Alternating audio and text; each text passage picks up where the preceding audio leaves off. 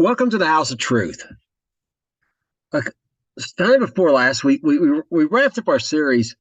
We wrapped up our series about wisdom and relationship. Our segment, I should say, of our wisdom and relationship.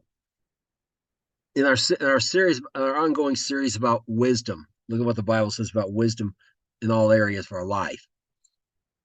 And last week we looked at how to apply. We applied what we'd learned the previous weeks to the book of Esther, and saw how Esther's beauty got her in the contest into the harem, but it was her wisdom that caused her to be queen and ultimately save her people, as well as the wisdom of Mordecai, and even how King Ahasuerus sometimes gets kind of a bad rap of being a fool, because yes, he did some foolish things, but he also did some very wise things as well. He at least learned from his mistakes in general.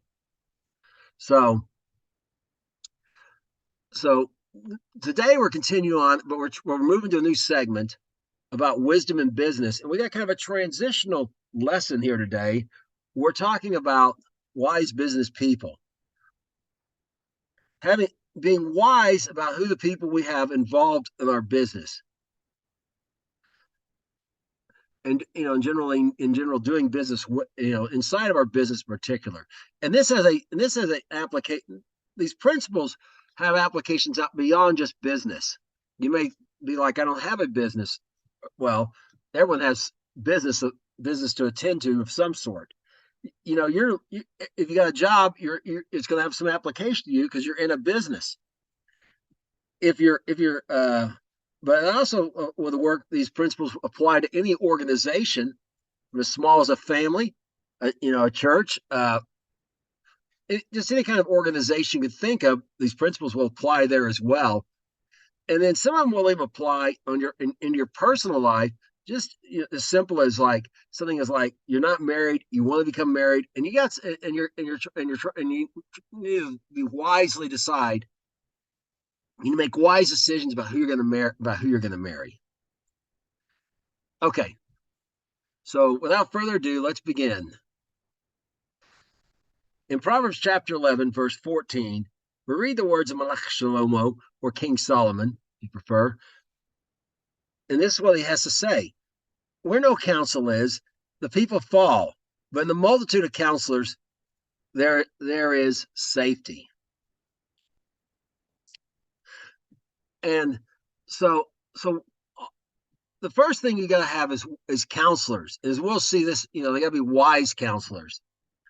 But the biggest reason people fall, businesses fail, is because the owner's trying to do everything by themselves and doesn't want to pay anyone. They don't want to hire anyone, like say maybe a tax expert if they're a small business, accountant or something.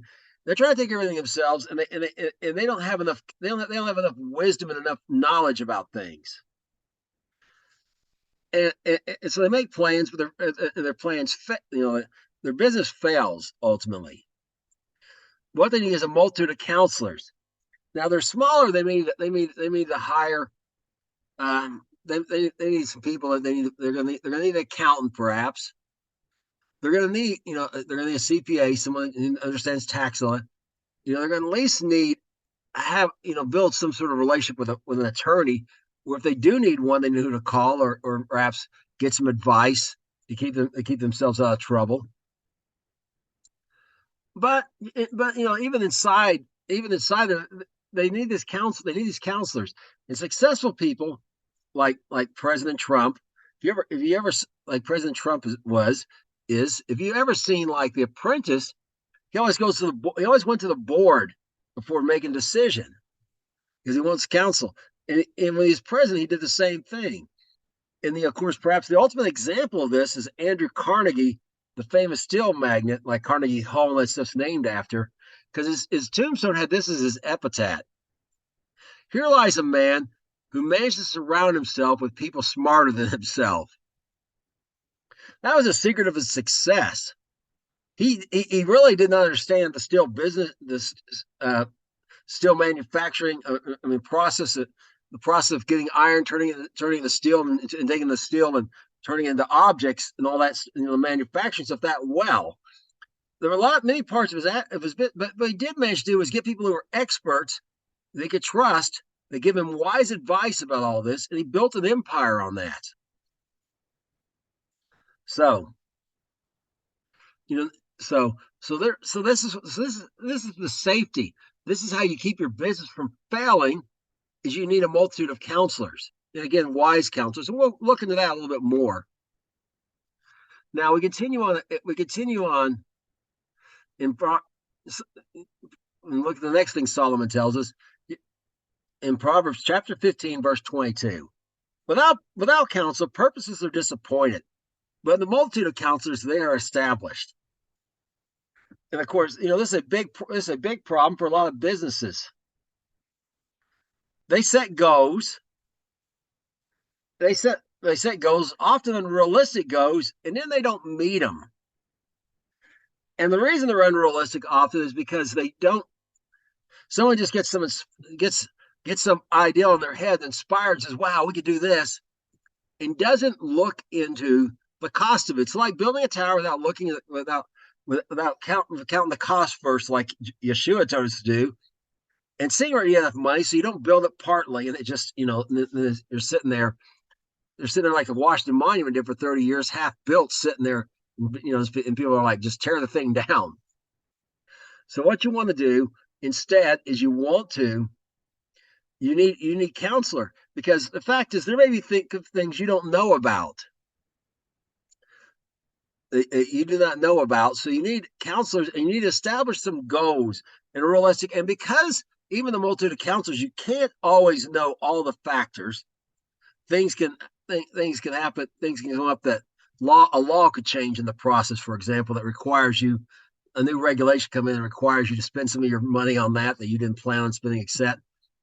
You really don't need. You need to set a target goal and have a little leeway around it. Target goal is what you realistically think you can manage in that say the next quarter. A minimum that you should be able to manage, even if things go late in life for some unexpected things, and a stretch goal in case things go better than expected. In general, and kind of a general rule of thumb is leeway maybe of 20% either way from your target. So but the multitude of counselors is going to help you establish that target that's realistic, so you don't end up falling way short and disappointed. And again, you also don't want the situation where you met your goal, say it's a quarter and you met 3 weeks early, just doing nothing for 3 weeks. That's why you have the stretch. So, okay, well, if we get that done, what do we want to work on to improve this or whatever? If we get done earlier, so you're always using your time wisely. Now, in Proverbs 20, verse 18, we read this: every purpose established by counsel, and with good advice make war. Now, often in business, people will say they're going on a campaign, a marketing campaign, except that's military talk, that word campaign. It comes with the idea of a military campaign. And, so what you need is those purposes. First of all, you need clear goals, your purposes, right? But you also need, when you go on this campaign to establish those, say perhaps you're in some business and you want to increase your market share. You want to increase your market share. Well, you need good advice to make this happen. So when you go on the campaign, you're successful. So the first step is you've got to get yourself wise counselors. And that's the core, that's the foundation of every good business, is wise counselors. And that's why sometimes they're paid so much money, not because of their ability to physically produce whatever, but because they can keep you from making decisions, costly mistakes, and help you success. Okay, in Proverbs 14:5, we read the following: And we in this, and now Shalom was telling us about. It's going to start telling us people we want and don't want. And here's what we begin with: a faithful witness will not lie. The false witness will utter lies. Okay, you want that faithful witness who won't lie to you. And as we go along, you'll see how that plays out, how important that is. But a false witness will utter lies, and some people will just lie to you. And of course, one scenario with this is the yes man. If someone every time you ask them, can we do X for this amount of money in this amount of time, and no matter how much you stretch the goal, their answer is yes. They're not being truthful with you. Okay, the truthful answer is not always yes. It is sometimes no. And really, you should know, at that case, that's one way to spot someone that's a false witness who's uttering lies, because they're just telling you what you want to hear. You want someone that's faithful who's going to tell you, no, we can't do that. No, back to Washington Money, what they should have done is they should have said, no, we can't get all 555 feet in 1 shot. What we got enough money for is go up 200 feet and put a capstone on that. Then later we'll take when money gets better, we can take the capstone off and finish it. But someone just told him, oh no, we can do this for that amount of money, and it was a lie. They can only get about 200 feet of it up, and then it sat there for 30 years, incomplete. You don't want that. You want someone that's going to tell you the truth.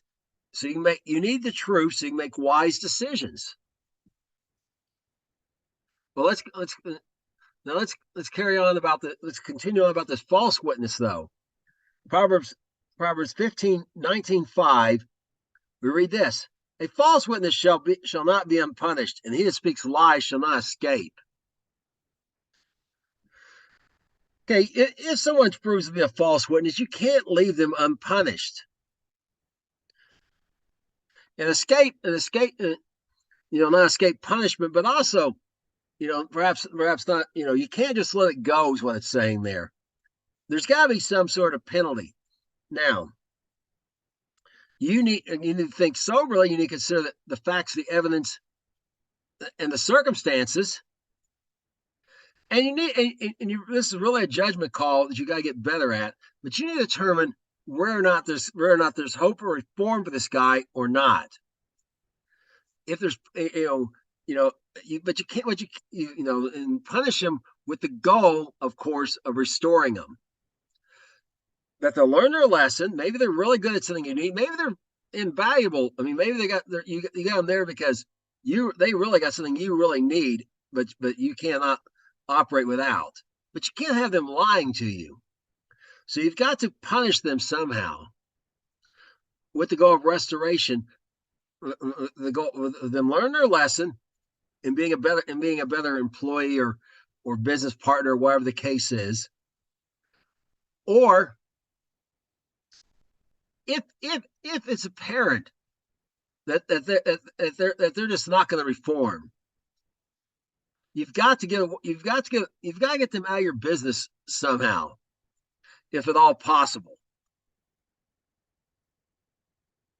And that's what Solomon's telling us here in Proverbs chapter 19. Continue on, Proverbs chapter 19, verse 9. A little further down. A false witness shall not be unpunished, and he that speaks lies shall perish. Of course, in a business sense, perish means fired. Okay. If this is just something you're going to do, they're going to lie. Even if they're punished, they're just going to keep lying. And you determine it often. If you're in doubt, kind of a 3-strike system is often sometimes helpful. Just if they lie once, of course, find out why they lied. And it may, and even then, if you got to evaluate whether or not you think they're telling the truth, but maybe They lied to you because they were just afraid to tell you the truth, because they were afraid how you were going to do, and maybe you need to make an adjustment on your end. It could be sometimes, but so sometimes people are like, well, okay, first time we'll give them a warning, second time we'll demote them or something, third time they're gone. Okay. Or or we'll give them a small, or we're going to give them a smaller bonus maybe the first time, something like that. But they're gone. Three strikes, you're out. That's kind of a common way to handle it. But you can't just let it go by. You just can't let someone lying to you in your business. You just can't let that slide, because everyone's got to be able to trust each other's word. Not that no one's ever wrong about things. That's something else. We're afraid of they're wrong, and they're afraid of being, they're afraid people realize they don't know the answer, so they just make something up. Again, that's kind of on you if you're setting that atmosphere. You need to correct that, but you got to believe you got to get where everyone can trust the other person's telling them the truth as far as they know. They're giving their best understanding, because otherwise they'll destroy your business. And that's true about all kinds of areas in life as well. They continue on in Proverbs 14, in chapter 14, verse 7 through 18. Solomon is going to tackle some more people we won't, and we have to avoid as far as business people go. He that is soon angry deals foolishly, and the man of wicked devices is hated. The simple inherits folly, but the prudent are crowned with knowledge. Okay, so we're going to begin at the beginning. Who you want? You want this prudent guy who's crowned with knowledge. And remember, that prudent guy is the guy, even though he may get angry, and he may have a just reason to get angry, he steps back,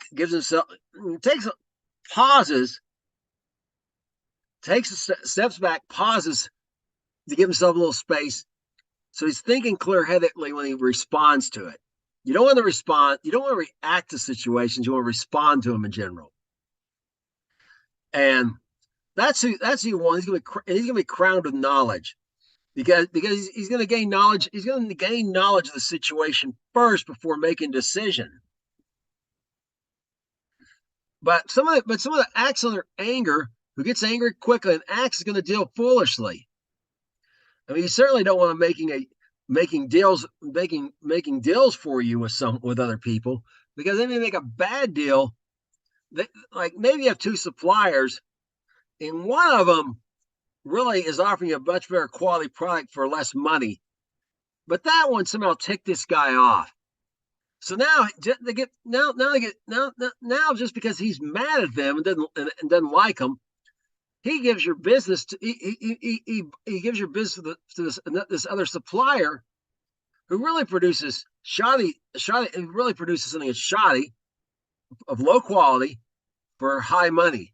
It's all because he's angry. You don't want someone like that in position to make deals. But when you talk about dealing foolishly, we think of King Ahasuerus here. He got angry and he dealt foolishly. Haman got angry and really dealt foolishly. He dealt foolishly. He got angry at Mordecai, and he just said, "I'm gonna kill all the Jews," and did all this stuff, and all led to his own downfall.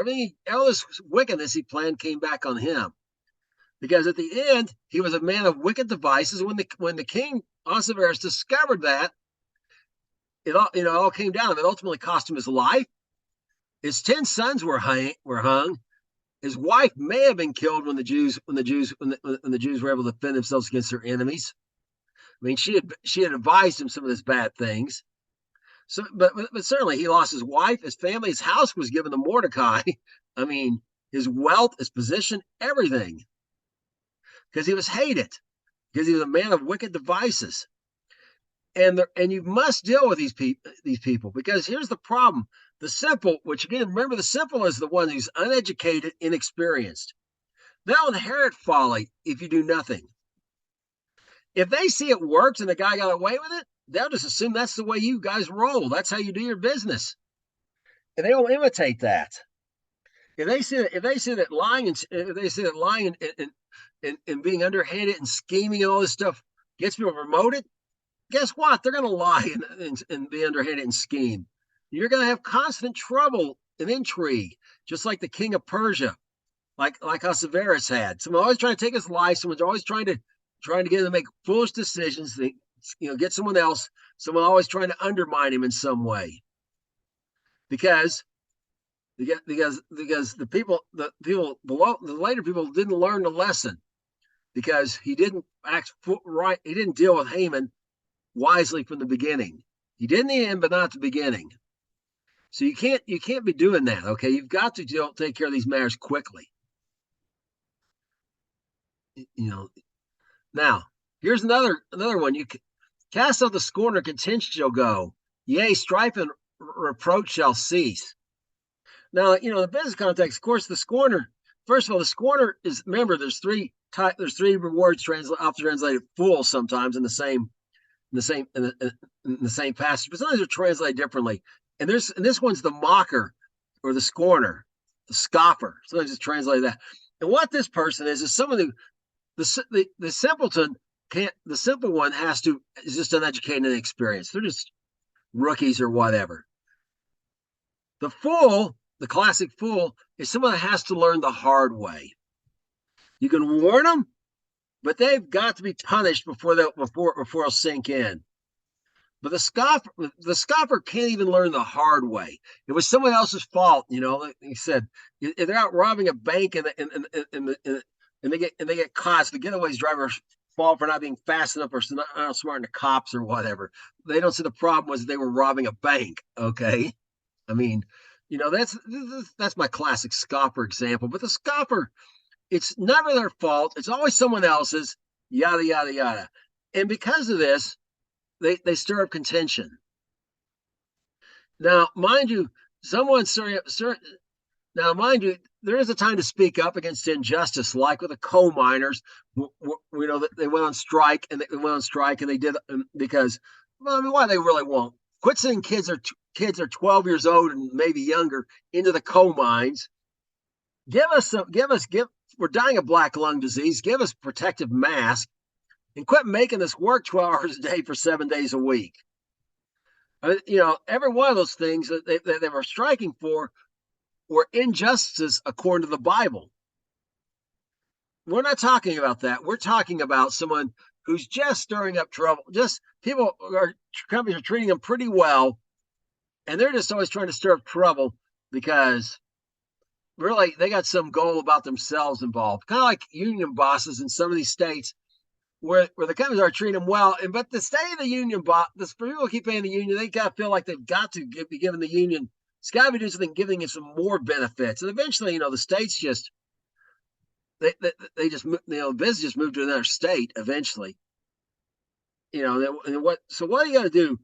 That was their way of casting out the scorner. You've got to cast the scorner out, and then you get rid of that person who's always finding something fault with the business and finding fault with this, and basically not bringing up some genuine concern in good faith, but just trying to stir up trouble for whatever reason. Kind of like, come on, you've got to get them out, and then you're gonna have peace and all that's gonna cease. You're gonna have peace and quiet. Your people are gonna be back to focusing on the business itself. Okay, let's continue on in Ecclesiastes chapter 7, verses 20 through 22.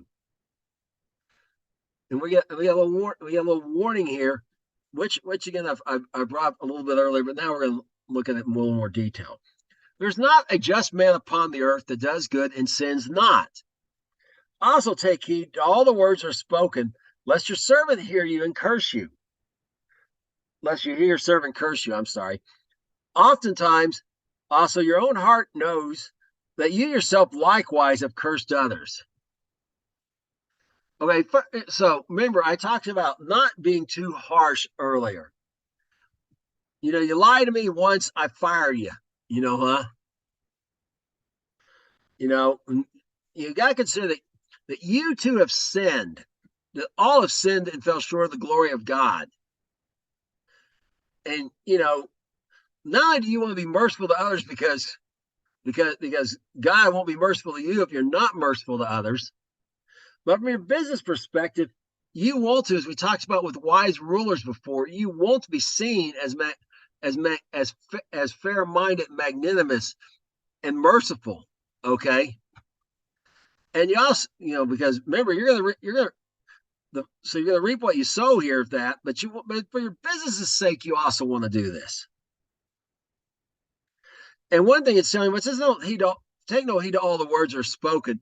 Don't be sitting around trying to hear what all your employees or whoever or other people in your business are saying about you. Don't try to learn what they're saying, because you may make a decision to understand it. And they may even be right. It may be a stupid decision. You may have made a bad mistake, but you don't want to hear them talk about it, because you've probably done the same thing as well.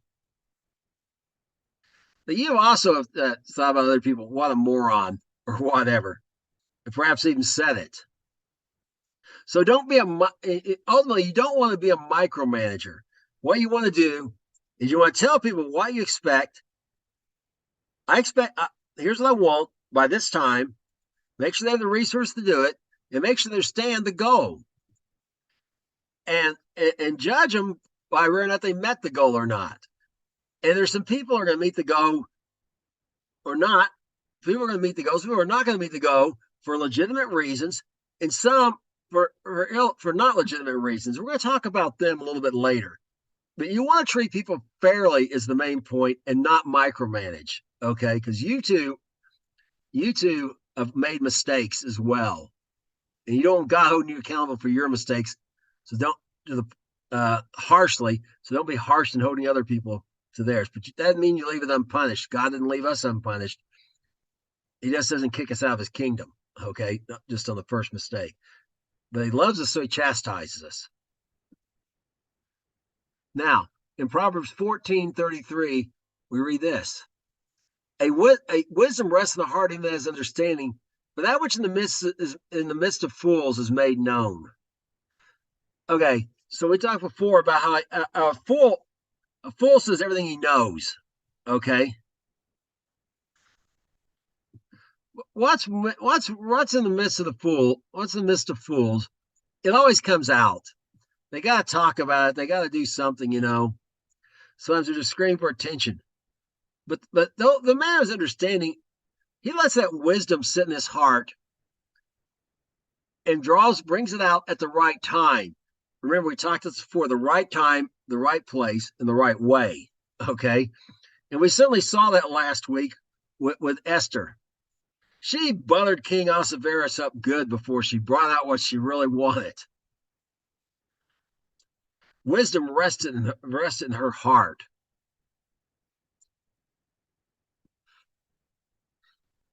But fools, they just can't wait to get it out.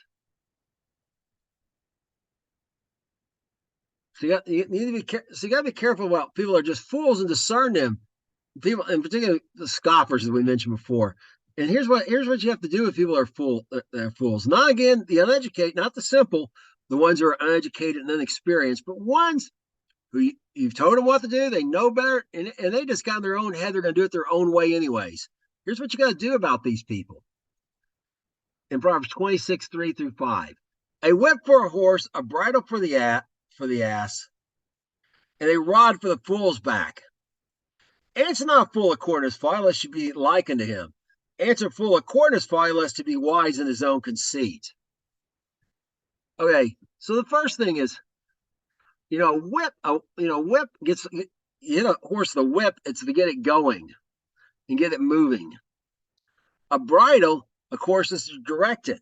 The donkey. This says ass here, but it means a donkey. It can be stubborn, but you pull that bridle. You may want to go left, but you pull that bridle. So you pull that bridle with your right hand, and pull your left one up. That horse is going to turn. The donkey's got no choice but to go right anyways. So you have to force to do the right thing. A rod is for a fool's back. A fool must be punished some way.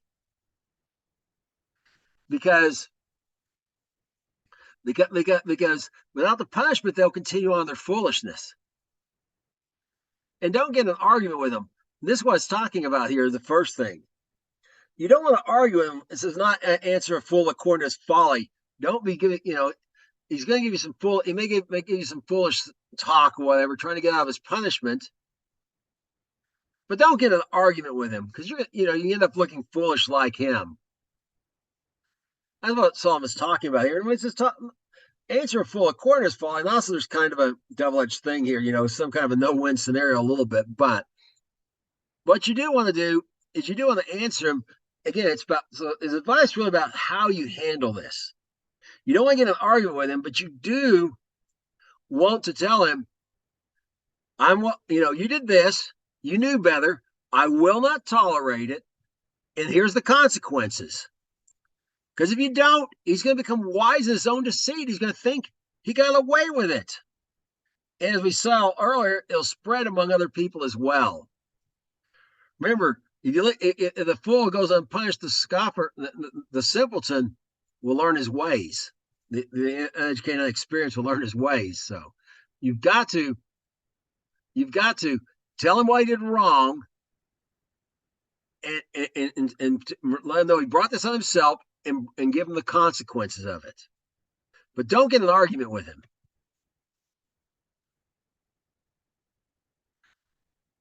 Proverbs chapter 26, verse 6 through 9. We continue on there. We read this about dealing with these fools, and what the problems of these, how you want to keep these people out of your business. You either want to correct them, or you may have to get rid of them, depending on whether or not they turn into scoffers, or they do learn their lesson.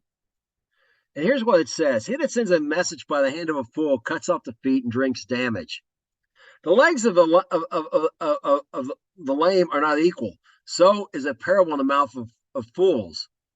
He that binds a stone in a sling, so is he that gives honor to a fool. As a thorn goes up to the hand of the drunkard, so is a parable in the mouths of fools. Okay, so first of all,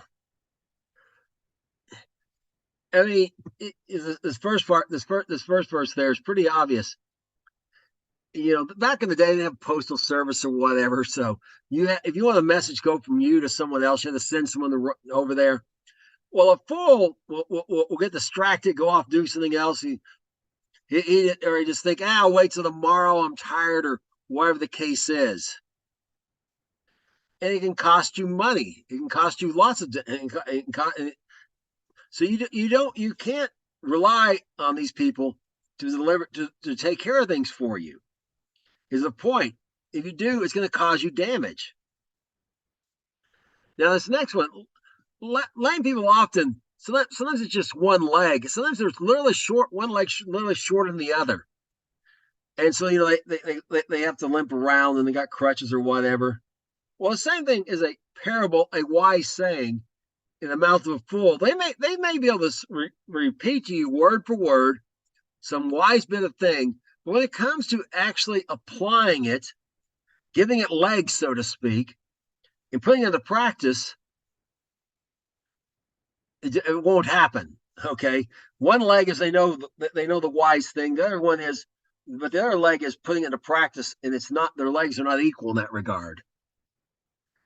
Now, this next was, can you imagine if David was out there with Goliath, before he flung the stone that took Goliath, that sunk into Goliath's forehead, if he had tied a rope around it, so when he flung the stone, nothing would have happened, right?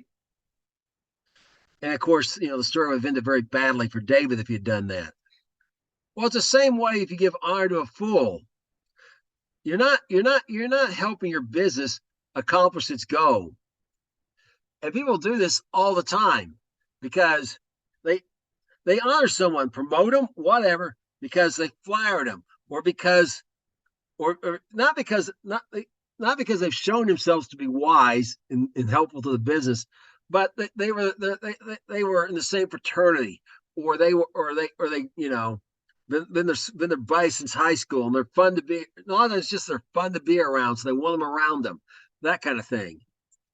and they give them some sort of position of authority, but it's like binding a stone to sling.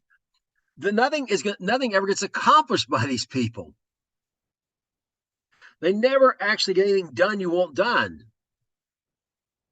So don't be giving honor to a fool. And again, if you do, that will spread. They'll say, well, that's how you get honored. They'll look and see what that guy did, and they'll replicate the simple will replicate his foolishness. So your own next generation of employees and contributors and leaders and everything will be all messed up.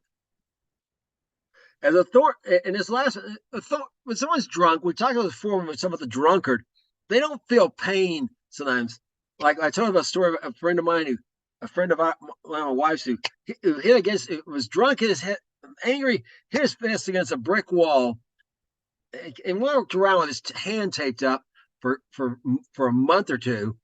I think he broke some fingers, but I'm not sure. But the point is, when he hit it, when he was drunk, he did not feel anything. So even though that thorn's going in there, it's penetrating the hand. It's not having an effect on his behavior. And this is the same with giving a wise saying in the mouth of a fool. Again, they can quote you the wise saying, but it doesn't sink in. It doesn't penetrate, and they don't put it into action. And so there's really no reason to give them this wisdom in the first place, because they will not put it into action. They won't understand it. They won't meditate on it. They won't understand it, and they won't put it into action.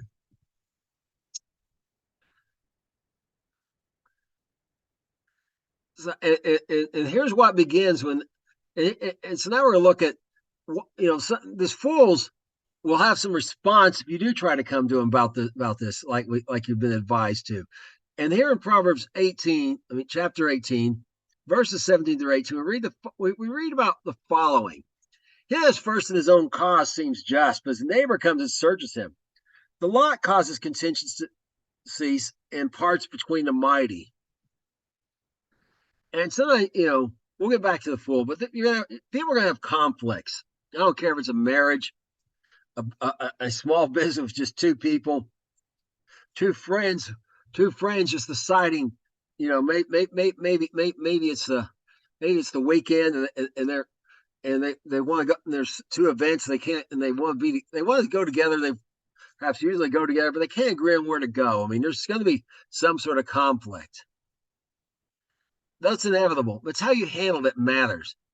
Now, when people come in there and they say, and they're trying to plead their cause, whoever comes in first is going to tell you everything. Isn't usually going to tell you the whole story. Okay, he's going to try to paint it where it was, he was the victim, he or she was the victim. It was, the other person, was all their fault except. But when you hear the other side and you search things out, and someone says, "Wait a minute, that wasn't what happened," except. Now you get down to the truth of the matter. Now, also, sometimes when you have these conflicts, just simply, like Solomon say, there's flip a coin, like in my example. The two friends agree, we'll flip a coin. If I win, we go where I want. One flips, usually the other one calls it heads or tails. Whoever wins, you're gonna go to their event together. And you honor your agreement, and that's it. And it causes contentions to cease. In parts between the mighty, we're talking about, again, maybe people they piled up a bunch of stuff, and they got a bunch of treasure from spoils from war, and and maybe they just put it in two piles, and again, they flip, they flip a coin. And whoever wins gets to pick which pile they want first. Try to divide them evenly. But so you can resolve conflict these ways. But don't just take the first guy that comes along telling you something and believe it. Do some investigating. As we saw before, the simple believe everything, but the prudent look into the matter. It's the same with people when they're talking to you. Now, in Proverbs, and again, often our foolish people will try to blame someone else. So you don't want to just take their word for it. In Proverbs chapter 20, verses 5 through 6, we read this: Counsel in the heart of a man is like deep water, but a man of understanding will draw it out. Most people proclaim everyone his own goodness, but a faithful man who can find? So the counsel in the heart of a man, I mean, deep water, it's not apparent always. And sometimes you have to dig deep, but the man of understanding will draw it out. You're going to try to get to the motive of what this guy's really after. What's his, you know, is he really telling you the truth? If he's not, what's he really want, accept? So, you got to be a man of understanding. And again, don't just act quickly. Do some investigating. And again, use sober thinking. Make your decisions based on the facts, the evidence, and the circumstances. Now, this next one here, this is particularly true with resumes. I mean, everyone proclaims his own goodness. They talk about how great they are. Most, but it's hard to find a faithful man. And about a year and a half ago or something, I had a job. I saw a job posting. I applied for it. I got on the interview, and the job posting had not quite been right, and they gave me the skills I really needed. They weren't the same as the ones on the posting. And I said, well, they started telling me, like, well, I haven't done that. I didn't know what that is. And about half the skills I knew, and about half of them I didn't have I had no experience except. And they seriously thought about hiring me anyways. And I was a little surprised. I was like, well, what, I just told you, I don't know how to do it. I mean, I can learn it all, but I don't have the experience. And then he said, because one of the guys said, we're just so tired of dealing with liars. People put on their resumes all these things. And you're the first honest person we had. They don't, when we get down into it and start asking them questions as a parent, they just told us they have whatever skills we want to get the job. And, they were willing to pay me if they ultimately didn't hire me. But if they had, they were thinking about paying me 40% more than what I was making, or 50%, whatever it was, just because I would actually tell them the truth and wasn't trying to proclaim some skills I didn't have. But notice, most men will do that. And you gotta keep this in mind. When people are trying to sell you on they can, oh yeah, I can do this, etc. They're trying to get something from you they won't, and they're going to tell you what they think you won't, so they get that. And it's most people will do that. A faithful man is hard to find. And really, wise business people like the aforementioned President Trump will tell you sometimes. They'll tell you that those people would have been wise to hire me, according to people like him, because you can take someone who's faithful and doesn't know beans about your business, but then they have the aptitude, though. You can train them on that. But you can find someone who's just absolutely stellar at your business already, but not faithful, and it's really hard to train them to be faithful. I mean, you have to do all those things we're talking about. It's a long process, and there's no guarantee they'll ever turn out faithful. Okay, so value faithful people, even above ability, as much as possible. And again, don't take everyone's word for things. Investigate them. Now, and here's a surefire way to help you not be fooled about people's proclaiming their own goodness and those kind of things we've talked about. And that's right here in Proverbs 29:11. Even a child is known by his doings, for his work is pure and where it be right. Accomplishments are the proof of talent, the same way that works are the proof of faith or the evidence of faith. Consider what they've actually accomplished or haven't accomplished. And not only consider what, consider how. Did they get the right result by doing the right thing? Or do they take some sort of shortcut? Because those shortcuts usually turn out not to be so shortcuts in the long run at all. They end up very damaging. Place I've worked at, I've experienced this with software applications. People are basically building throwaway demos. Say, yeah, I got that done really quickly, but the thing's unmaintainable, and it's a lot more costly to the company because they keep, it's kind of like buying cheap shoes, and they keep wearing out every month. You got another pair of cheap shoes, but a lot cheaper, really, to buy a good pair that lasts you several years. You got to pay more money up front for it. So you got to examine their work is the point here. Okay, you got to look at their work. Is it pure and is it right? And if it's on a resume, you got to look on there. You don't honestly, I've hired, I've recommended, and I got paid for people being hired. And I've never failed once in the people I've recommended. And often I don't know the people. Like this just happened a few years ago at my current job. I didn't really know the guy. In some cases I've never even met the person. I ignore all the stuff most people look at. I ignore what skills they list generally. I ignore their education. What I look for is what do they actually accomplish? What have they done to show that they and actually apply those skills, whatever skills accomplish and education they have.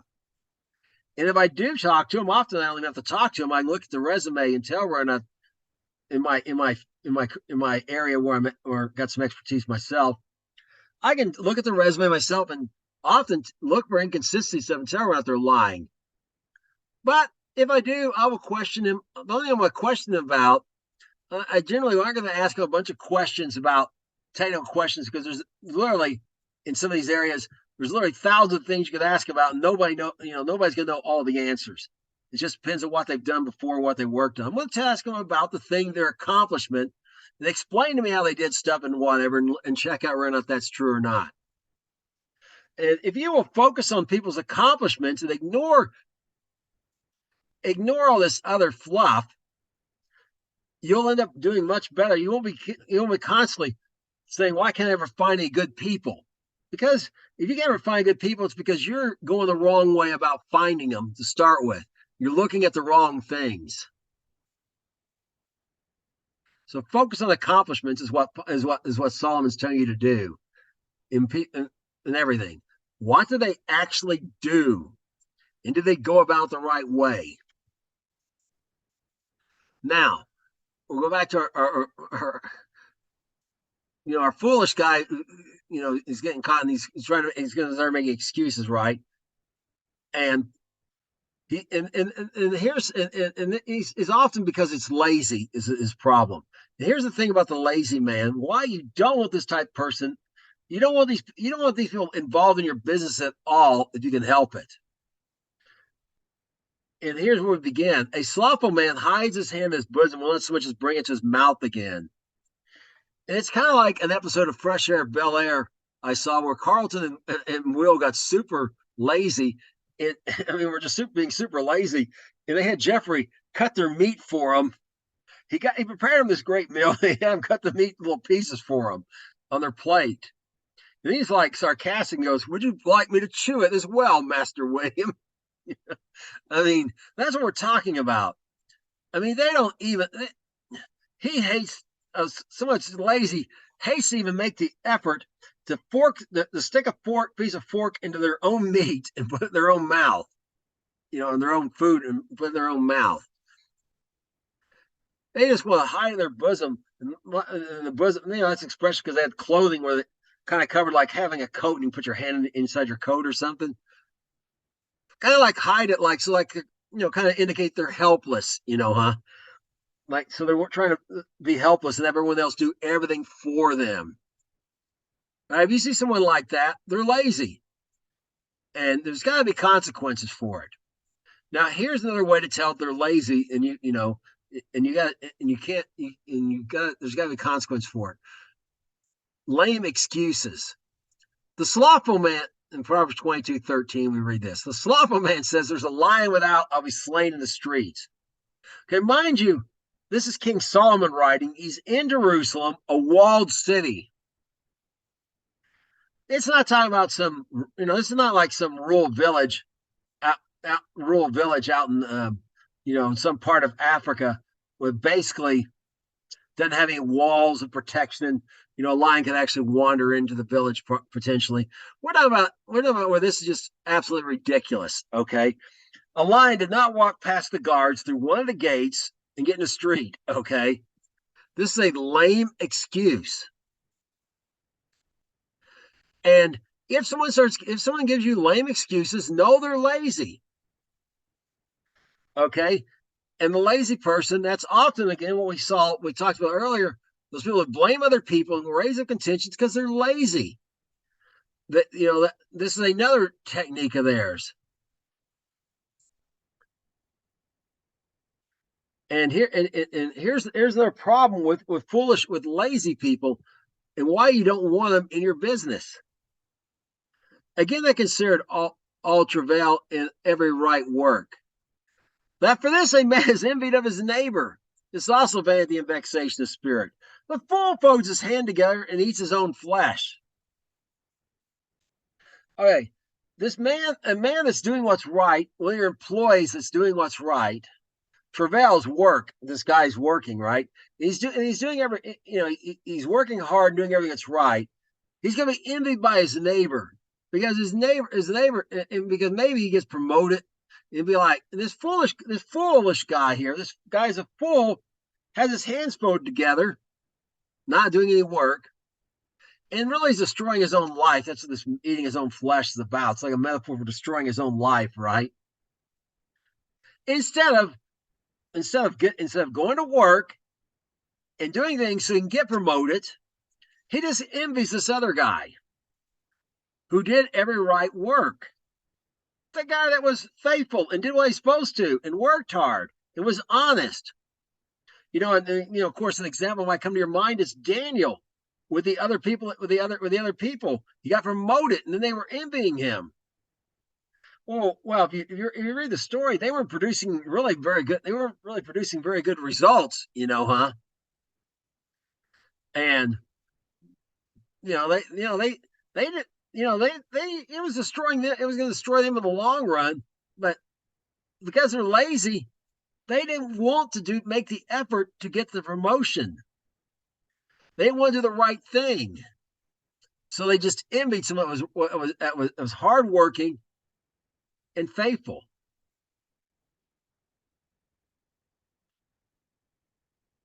Now we continue on in Proverbs chapter 25, verse 14. We read this: "Whosoever boasts himself of false gift is like clouds and wind without rain." Okay, everyone tries to make whoever says first, they're trying to make themselves look good, right?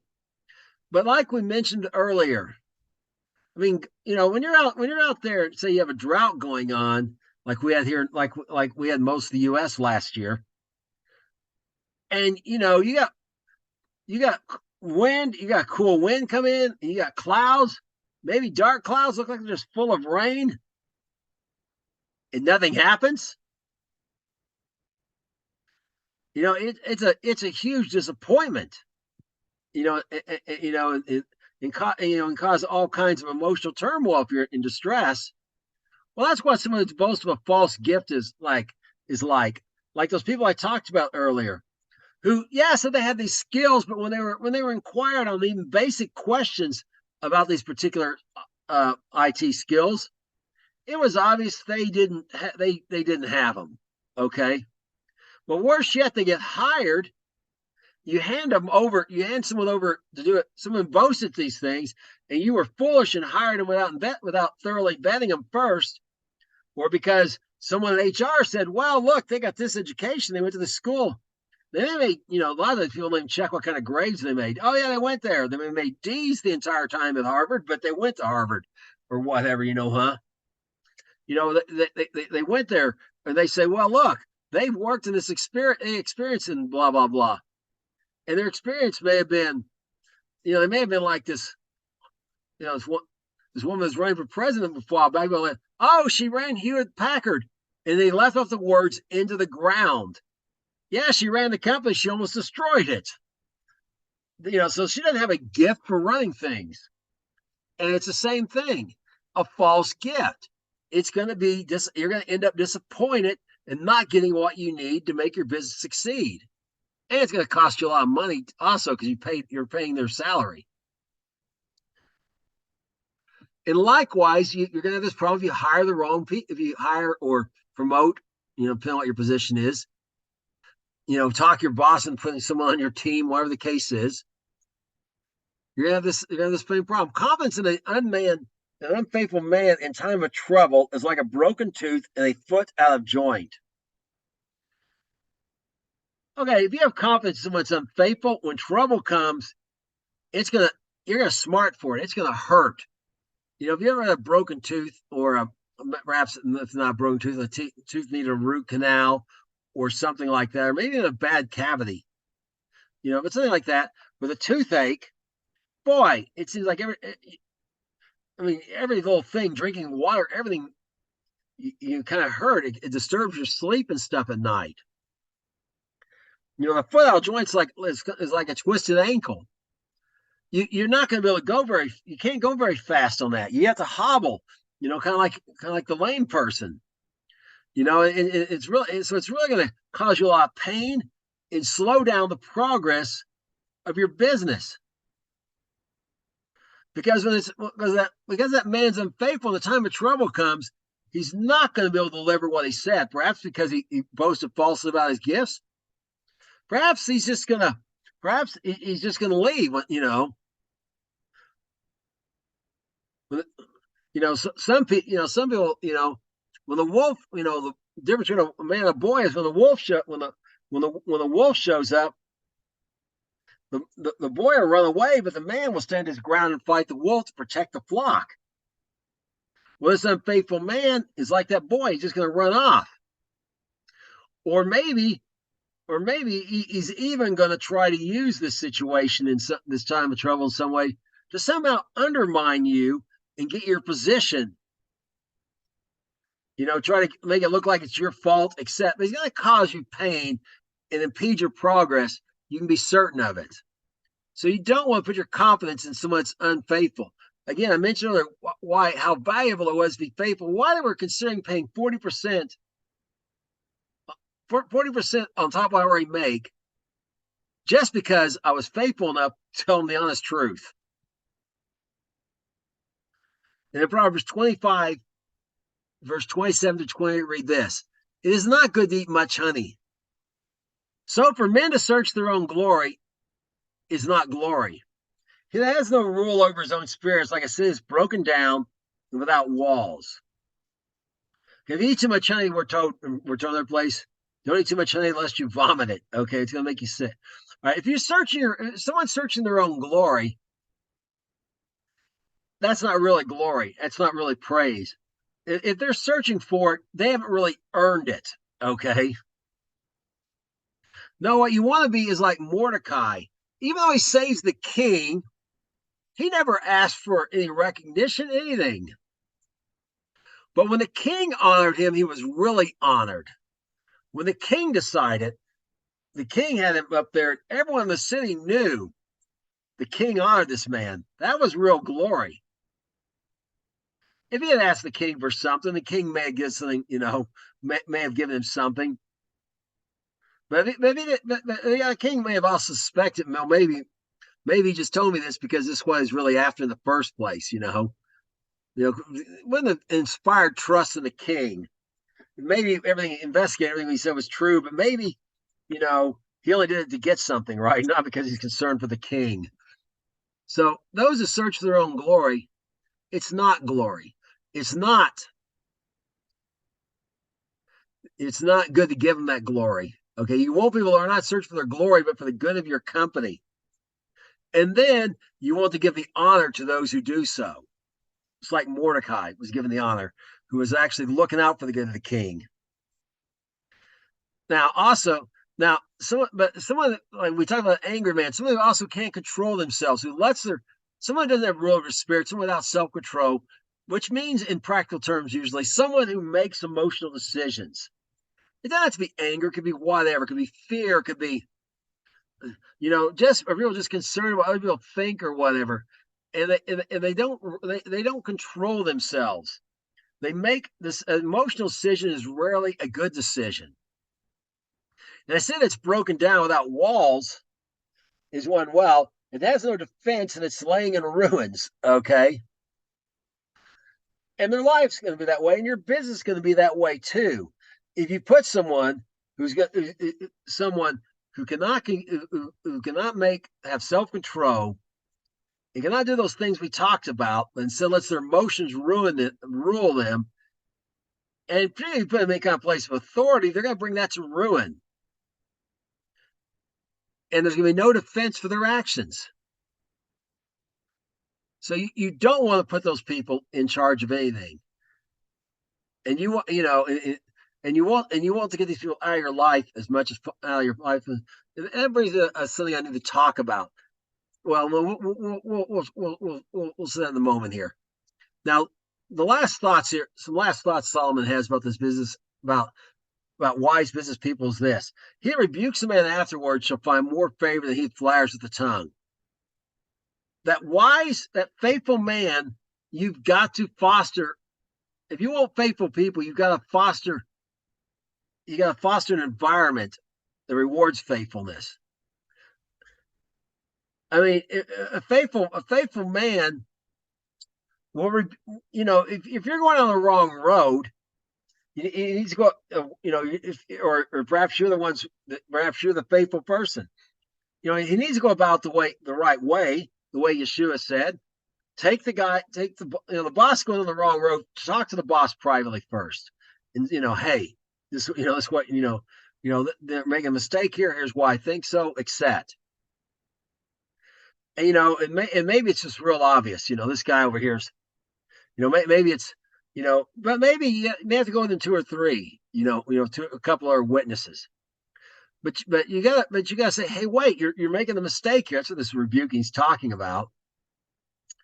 Or even, maybe the other way around. The boss, just says, hey, don't, and he talk to him by himself first, now don't be doing that, either way.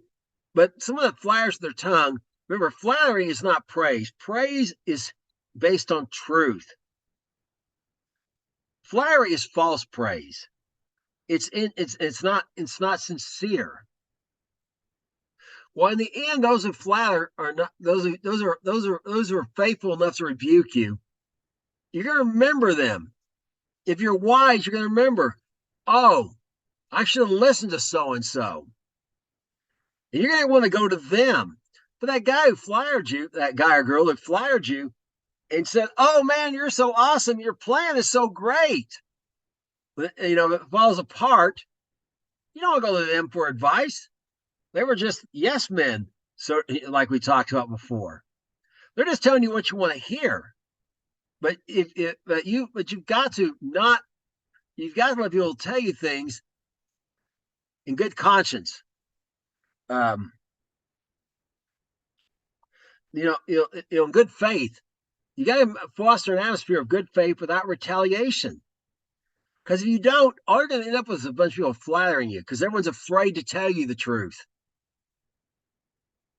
To tell you that if you want faithful people to stay with you, to attract them and keep them in your business, involved in your business, then you've got to create a culture that is based on open and honest communication and does not retaliate for problems reported in good faith. Then Ecclesiastes 9, verse 12, we read this. Before I go there, I want to make one thing clear. we talked before about sometimes you have to fire people or get them out. Get them out. But sometimes there's situations where you can't. Like an example, marriage. You took a vow. You made a vow before God. You made a deal with God that you would stay with this person for better or worse. And except for sexual immorality, you got to stay with them because you made a deal with God, and that's it. The cornerstone of business is the deal. And if you make a bad deal, you still have to keep it. A righteous man swears to his own hurt and changes not. And you may have made some agreement like David did with Joab. Even though Joab, was involved in his rebellions, David couldn't do anything to him because he had made an agreement. If whoever got, he put in charge of the army, except whoever got Jerusalem for him, and Joab did that. So, but when David died, the agreement was over. He told his son Solomon, don't let this guy sleep and let his gray head go down to the grave in peace. So he advised Solomon to kill him, and Solomon ultimately ended up having to kill him. But David couldn't do anything about it because of his agreement with him. So, and there may be some circumstances like that where maybe you got a partner and you're 50-50, and he dies and his son inherits it. And because of the way you structure your agreement, his son now gets that position that his dad had. And, so you may not be able to get rid of them that way, but you do need to seek, as we saw before, seek within as much within you as possible, seek peace. It's always peace is always possible because it takes two to have peace. So I just want to bring that up to not that there are, I recognize there's circumstances where you got someone you really should get rid of, would be good, you'd like to get rid of, but you can't get rid of because of agreements you've made or something else. And you got to deal with them wisely to kind of do damage control. Okay. And, it depends on the individual. Some, like we talked about before, some people we can work with, and perhaps there's hope of reform for them. And perhaps, you can work with them and get some of the stuff out. And some you can't, but then you just got to try to figure out a way that everything cause the least amount of damage. I just want to make that clear because I mentioned firing and accept, but sometimes it's not always possible. I recognize that. So I just want you to be aware of that. You got to think about that because you got to consider your agreements you make concerning them, and it may not be possible for you to fire them, or just or take them out or into partnership with them, or whatever the case is. Which ties us here to Ecclesiastes chapter 4, verse 9 through 12. Two are better than one because they have a good reward for their labor. If they fall, one will lift up his fellow, but woe to him that is alone for it when he falls, for he has none there to help him up. Again, if two lie together, then they have heat. But how shall one be alone, warm alone? If one prevail against him, two shall withstand him. A threefold cord is not quickly broken.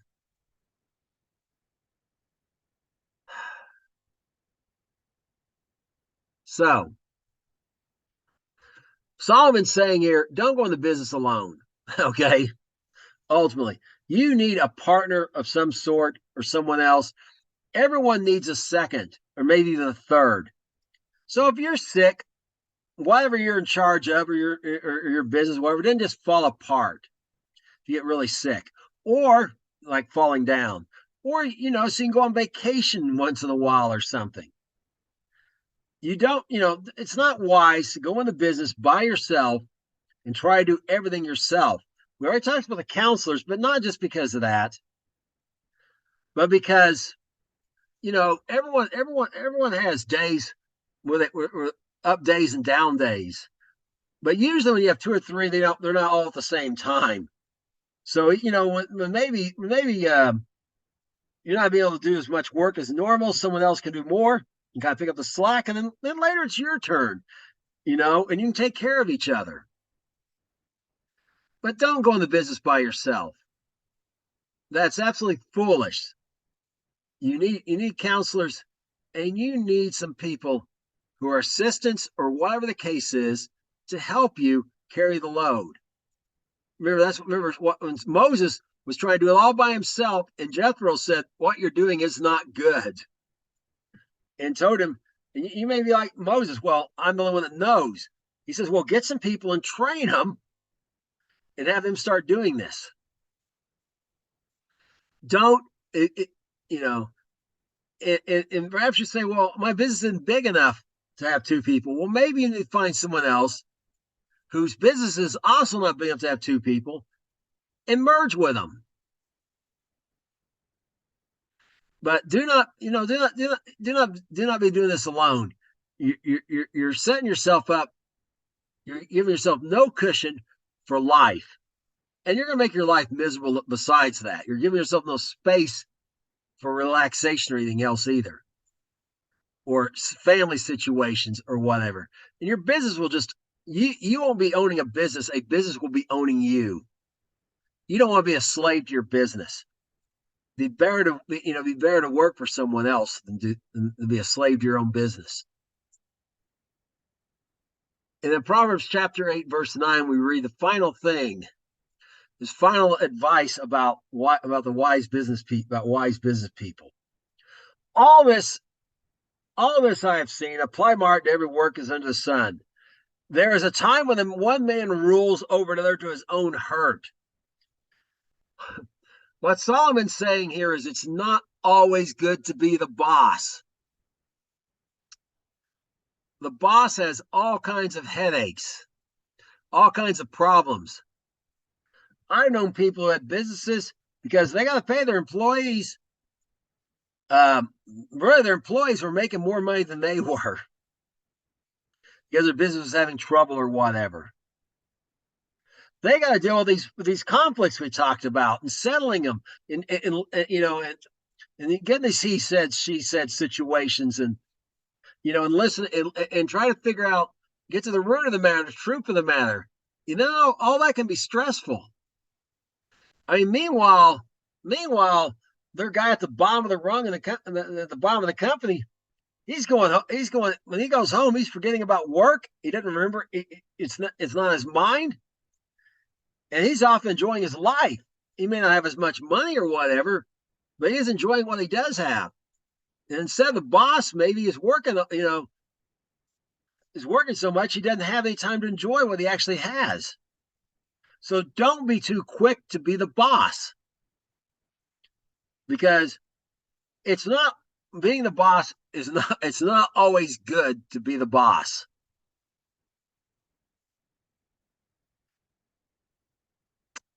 That's all I've got for this week. Oh, and one final thought on that. You certainly should never be the boss of your own life. I realized, when I was 20 years when I was a couple days shy of 20, I surrendered total control, complete control of my life to Jesus, to Messiah, Yeshua, because I realized I wasn't qualified to run my own life. And sometimes that's why someone they think they want to be the boss, but they're not really qualified to be the boss.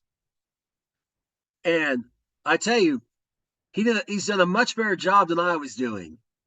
And I am much happier having him be the boss than me being the boss.